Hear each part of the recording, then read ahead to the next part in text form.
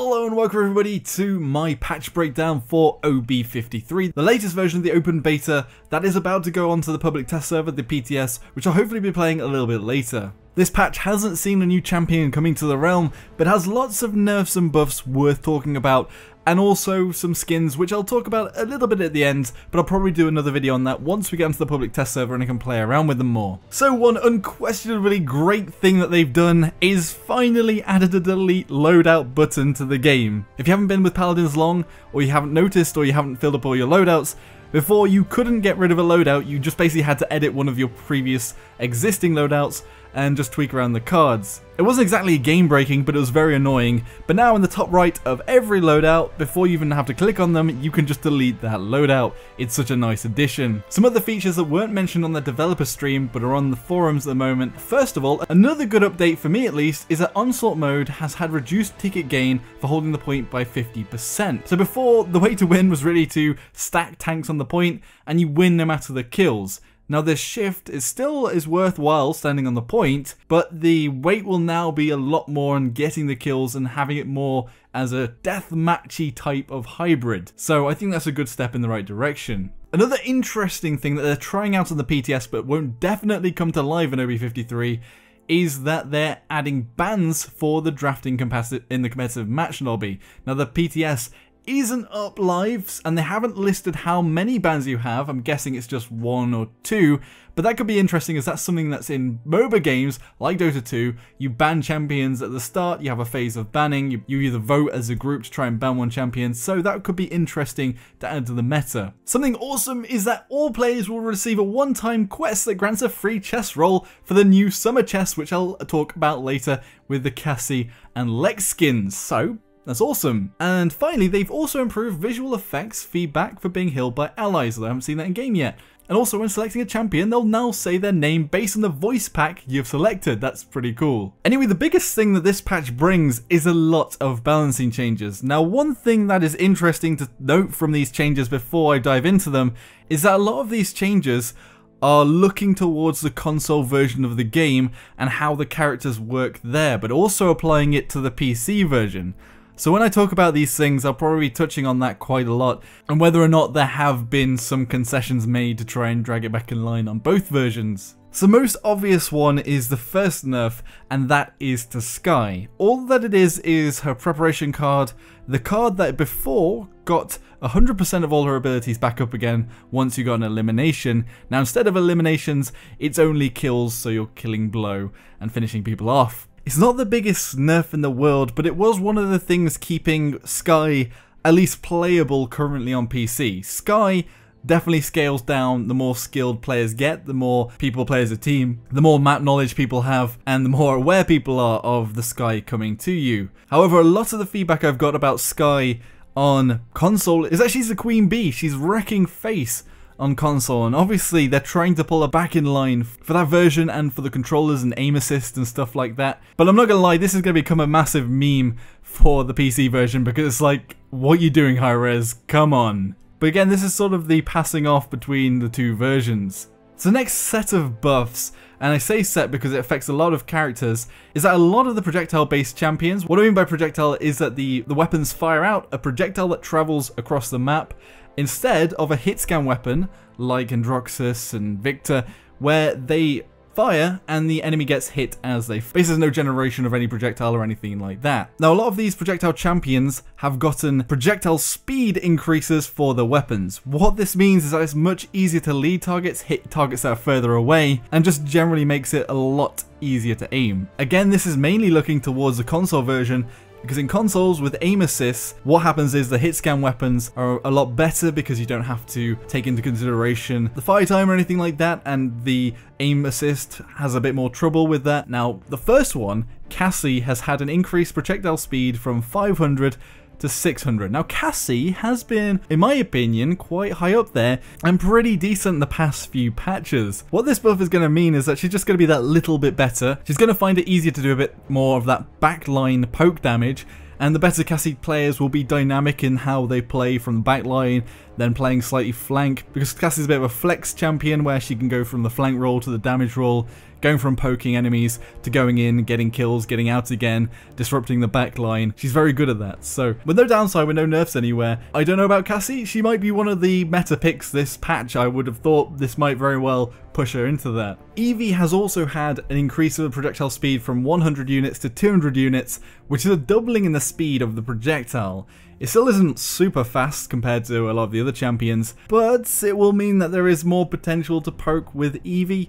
And at the moment, most of what you do as the Eevee is sort of fire a bit, because the projectiles are quite large, and then blink in to get the confirmed damage when you know you can go onto an enemy. Usually pre-fire, normally from the back lines, and jump in when you actually know you're on a target. What they've done with Eevee is nerf the bonus damage when she blinks. Now this is massive for Eevee because this is her burst damage, and I don't really know whether Eevee's going to be that viable the next patch, because the poke was never the thing that Eevee was great at, and the blink damage sort of made her viable in that she could take down an enemy pretty quickly if she got in. I don't think she was even in the top classes of the tier listings in the last patch, so I don't think that's really great news for Eevee on the PC side. The next one is Pip, who has just had his potion launcher have increased projectile speed, another buff to the projectile speeds. Sarah's has had her projectile speed of the orbs increased from 70 to 150. So over double the speed of the projectiles. Now what's interesting about this one is that there's a break on it. So instead of having the big size of the orbs are smaller and will have less proximity distance. The term is proximity distance, but basically it'll be harder to hit lots of enemies in a group and basically just snipe with it and basically just deny a full area. So it will be a bit more of a skillful ability. Sarah's also had a bit of a nerf to their shadow travel, reducing the duration and the cooldown increasing from 12 to 14 seconds. Sarah's in my books has been the best healing champion for a few patches now, and I still don't think that shadow travel is going to completely take her out of there, that nerf. She's still got that insane heal, and that's the biggest thing about her really. It was annoying to go against the Sarahs and always be able to use the shadow travel because of the cooldown being off, and also being able to deny the point, but I don't think that's going to nerf her out of the meta. Meldumba's got his Spitting Cobra, his snake normal spit, increased projectile speed from 180 to 240. Again, one of the ones that is seeing a improvement to their weapon. One thing that's interesting is that Meldumba has a really bad win rate in lower MMR matchmaking rating games. So this could also help out PC players that are new to the Meldumba, but I don't think he was ever really that bad to begin with. When you use him well, it's just going to make him easier to use and have more sustainable damage. Again, Makoa's had increased projectile speed, but the thing that's really interesting about Makoa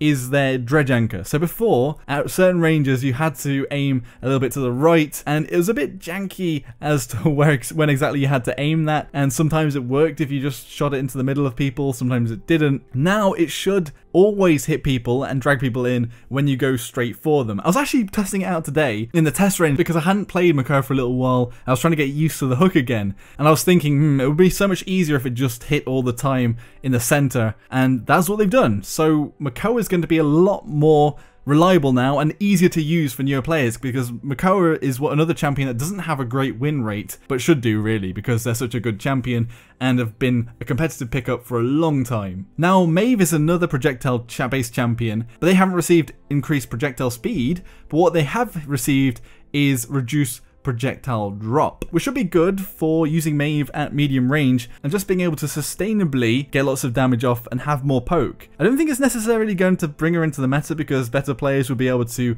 compensate anyway, but it's just a nice little nudge for her. But maybe we could see some more things for Maeve on PC. Willow has also seen an increase to her projectile speed with the Blast Flower. Grove has also seen this projectile speed going from 230 to 350. Another change is the damage scaling, which is the extra damage he gets on his axe, and distance has gone from 200% to 150%, it's a slight nerf.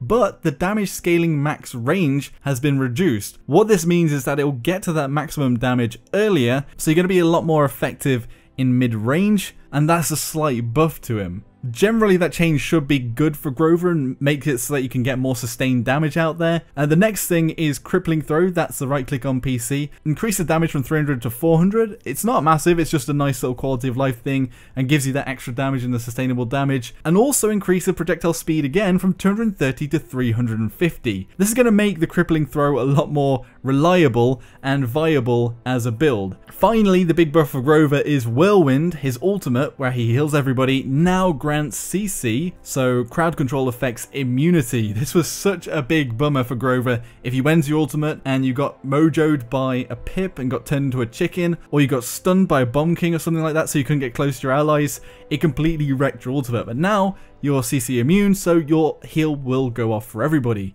This actually might be the thing, the linchpin, that takes Grover back into the meta. Alongside having a bit of a niche in their crippling throw, they have a bit more use as a support champion. They're still, the healing is a little bit on the weak side and is a bit weird because you are a champion that still has a lot more damage at range, but this more medium damage will make it so that Grover can brawl a little bit more. So Barrack's Blunderbuss has had increased damage when hitting with less pellets. All it'll mean is that at range, where you're not hitting as much with as many pellets because there's a massive spread, you'll be doing more reliable damage. So it'll just make him a bit more reliable, especially because when you're a Barrack, you set up on the point, a lot of the time you are struggling to engage enemies that are holding at range and firing down upon you, so this will give you a bit more potential to do damage and be a part of the fight. Again, not to do with the projectile speed, but Ash's burst cannon has had increased range, weapon range, from 50 units to 80 units. And the weapon range is because the flat cannon used to explode at that 50 units,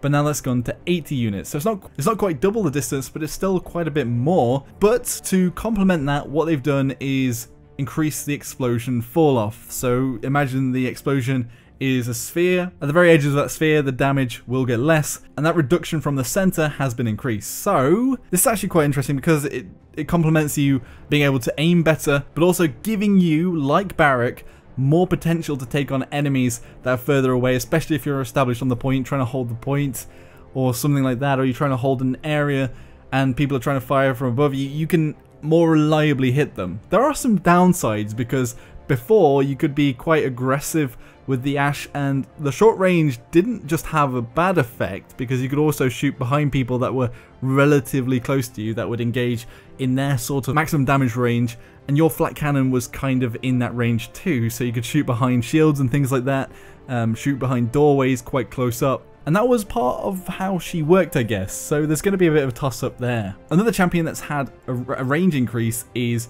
Grok, with an increased attack range from 100 to 120 units. This might nudge Grok again a little bit. He did come back into the meta as sort of a damage hybrid thing, and this again will make him a bit more reliable doing damage even a bit further away. They also fixed a bug with Wraith where it only activates once per life, and now it's on a 30-second cooldown. The next champion that's also had weapon range increase is Fernando, going from 30 to 50, but like Ash, has seen a reduction in the area that the Flame Lance hit. Like the actual Fire Burst area is smaller, so you have to be more accurate with it, but it will go further. I think this just, again, generally makes him more able to engage with enemies that are trying to fire down upon him that he wouldn't have normally been able to attack. But also it's going to play into the hands of the flank Nando, because chasing people down, they're going to find it a lot harder to get away from you, and you can just burn them to a crispy cinder. Another champion that's also got some more range is Torvald on his Gauntless, his normal attack, going from 41 units to 50 units. Again, making him more viable and able to fight enemies that are engaging a bit further away. However, Torvald's got some interesting changes because I think these ones are actually kind of necessary. So, his shield health has been reduced from 5,000 to 2,000, but his base health has been increased from 3,500 to 5,000. So, his health has only been increased by 1,500, but his shield health has been decreased by 3,000. What was the problem with Torvald before? In any high level games, Torvald was kind of phased out once the enemy team had Rekka, especially the higher levels of Rekka, because the damage was increased so much that especially if you had something like a Drogos or any heavy hitter damage dealer on the enemy team, it would kind of counter the Torvald shield altogether in a few shots. Now what it'll mean is that the Rekka is less valuable to pick up against the Torvald, and will just generally buff Torvald, even though the actual numbers seem to be less. Once you look at Rekka, the multipliers, comparatively, it's kind of a buff. And I think from this point, they can just increase the health by little bits, and it'll probably get it to a better stage, but I think that Torvald will be slightly better this patch. Drogoz has had a slight nerf, so they fixed a bug where his fire spit detonation wasn't properly mitigated by blast shields, so a little touch for Drogoz there. They also nerfed, well, fixed a bug on Androxus where sometimes sources of damage would multiply for no real reason, and basically you'd fire back with Androxus and get an insta-gib. That was a bug, and it was happening quite a bit. I've actually had it happen to me a few times, where I've maybe shot once at the Androxus. I've never seen like any ally shoot at them, but it's been something bigger, like a fire spit or something, and then they've just one-hit me with the reversal, and they don't necessarily have the legendary card for it either. So that's been fixed, huzzah. Then also Willow's Blast Flower, her main attack, has also had a projectile increase with all those other champions.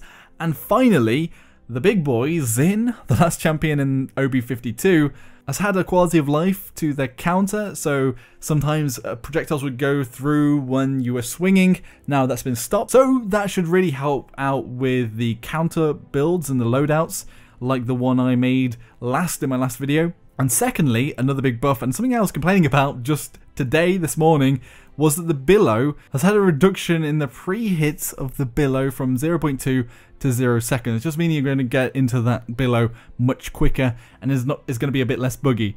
Still, I think the counter animation might still interact with that, but you should be able to go from the counter. The counter will keep you out of combat so you can heal, then go straight into the Billow and heal it whilst you're in the Billow even without the legendary card, which I think is an interesting combo. The other little bit is that Xin can now jump whilst in Billow. It doesn't help that much, but it is nice to be able to jump up, especially if you're going around a ramp or something, and to get away from enemies, especially escaping, because they can see you and they can chase after you. Sometimes not being able to jump up a ramp can mean life or death. Okay, let's talk about the other things that have come in Paladins. So, there's one pack that they brought in I think is especially good for newer players. That's $4.99 is the Realm Pack. So it's something that can complement the Founders Pack. What it's got in it is a new Frostmare mount, which actually looks pretty damn cool. It's basically just this ice mount and has ice horns. It looks like it's come out from a demonic Frozen, but yeah, it's cool to the touch.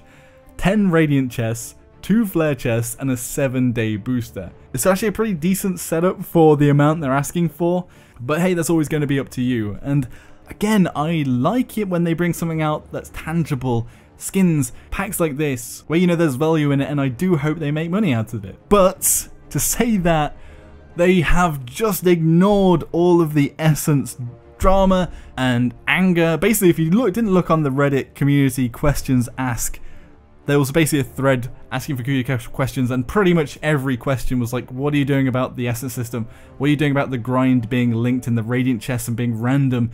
And some people having much harder grinds than other people, and it just being up to pot luck. And basically, I think they were forced into responding, but the response was basically, yes, we're making a response, we're looking at it. I could read you out their statement, but I just don't think it's worth it because that pretty much paraphrases it. Basically, they're just looking at the data. There's nothing they're doing at the moment. I just think that they could have gone a bit more into detail on their thoughts on the matter so the community could respond again. And personally, I just think it's a terrible design. The Radiant chest as the grind is embarrassing to me. As somebody that creates a lot of content for the game, I feel embarrassed about the system that the grind is. It's just so messy. It just doesn't make any sense. Anyway, I might talk about that later a bit more, but let's get onto the skins for this patch, which I'll just quickly go through. There's a summer chest, and you've got the Cassie Bikini Babe and the Lex American Beach Dude. Like, one of the things is that they are gonna stand out a lot in the game, but I mean, they're okay, and Cassie definitely has some assets with these skins. Well, there's also the American Day of Treason, known here in Britain, I'm just kidding, the Independence Day stuff. Thrash, Maeve, and Victor, who are against America, fuck yeah skins. And Androxus, the big one, is getting a Steam Demon, which is just a steampunk version for Androxus in the first legendary skin. But again, I'm going to talk about all these skins later on, probably in a couple of days when the PTS is live. Anyway, that was the patch broken down. I know it's a bit longer than I normally do it, but there's a lot of things to talk about and a lot of conversation there this time round. And I think the thing to take away here is the idea of balancing for console versus PC. I'm not saying one or the other's right, but in some ways you kind of wish that they'd be separated slightly. Maybe rather than just having flat out changes and versions on both sides, having some tweaks on balancing on either version if it turns out to be a bit weird. But I think either way it's just going to shift the meta of the game on PC, and we'll just have to live with that. There's enough champions to the point where it's probably not going to be uninteresting if certain champions are pushed out of the meta. But who knows about that Sky nerf Kappa. Anyway, be sure to let me know all of your thoughts about the patch in the comment section below. Like or dislike as you see fit, subscribe for more of my content, and I'll see you all next time. Thanks for watching, Joshino.